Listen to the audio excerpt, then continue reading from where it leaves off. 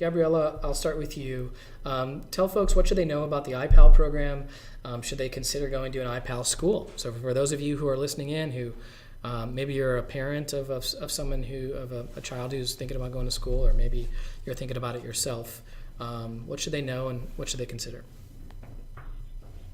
So the IPAL is a very recent program that NCARB has been supporting. What that allows candidates to do is complete requirements for the licensure while earning their degree. So again, let's go back to those three components that I had mentioned before. It's education plus experience plus examination.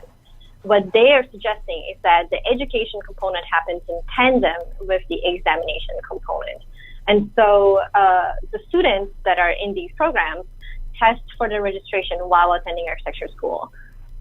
This program has had schools submitting proposed curricula to NCARB, and NCARB has been approving them.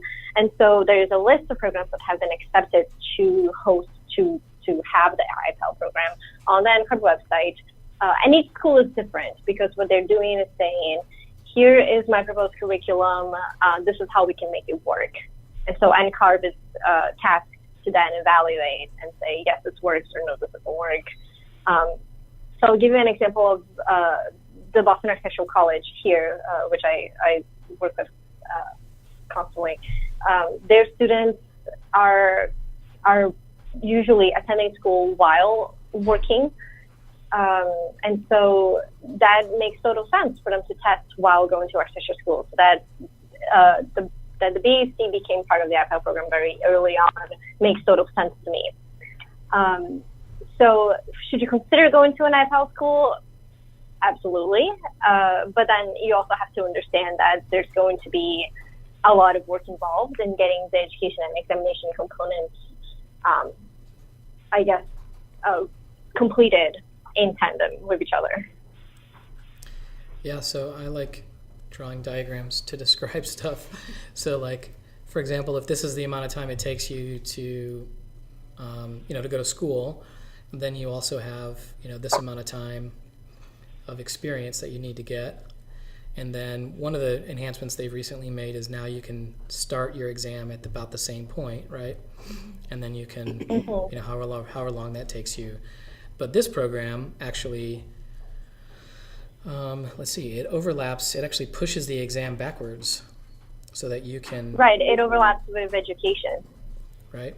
So, you still have the same amount of experience that you have to get, but in theory, you could have your exams and your education done, before you, by the time you graduate. Is that right?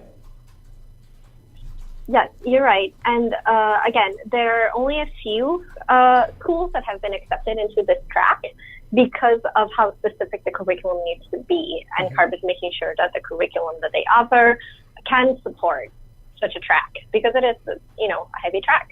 Mm-hmm. So the website has a lot of the information and has each of the schools that have been accepted listed on there. And every year there seems to be more that have been approved. So just to say that back, that list of schools is on NCARB, is that right? Yes, there's a list of schools. Okay. I haven't looked there lately. I'll have to go check it out. So go to ncarb.org to find out what schools. Anything else here? Anything to add, Jessica?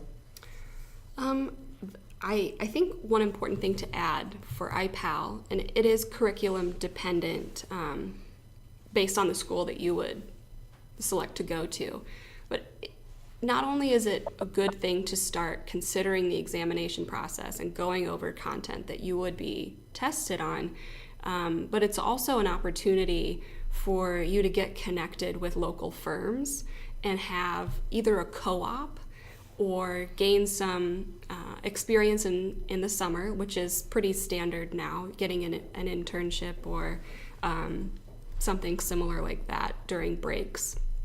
That can overlap in education as well. I know that it does for some students at this point, but I think partnering with your school and an IPAL program is definitely a good way to ensure that you have assistance getting some type of experience while you're in school. I know a lot of schools are actually trying to partner with local firms that can either come in and talk to students, or you can have days where you go and visit firms and sort of shadow architects and get a sense of what's going on in a firm versus what you're doing in school, and understand how they're different and similar in some cases. So it's a great opportunity to get a little bit of each of those components before you enter into the world of architecture. And I think it's probably useful to say here that the idea behind all of this was sort of acknowledgement by NCARB, like, gee whiz, this takes a long time to get licensed. In fact, when I got licensed, you couldn't take the exam until you were done. So, like, it took all this time.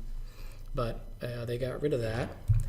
And now you can take the exam and overlap that with your experience. And as you're saying, those internships that you can take, which you don't have to be in an IPAL program to go get internship experience, that counts towards your AXP.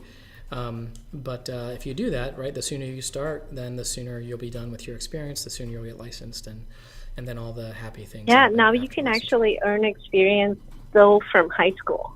Yeah. So Really? things have been, streamlining is pretty key to all these recent changes, and I think that shows every time that we see a new NCAR by the numbers.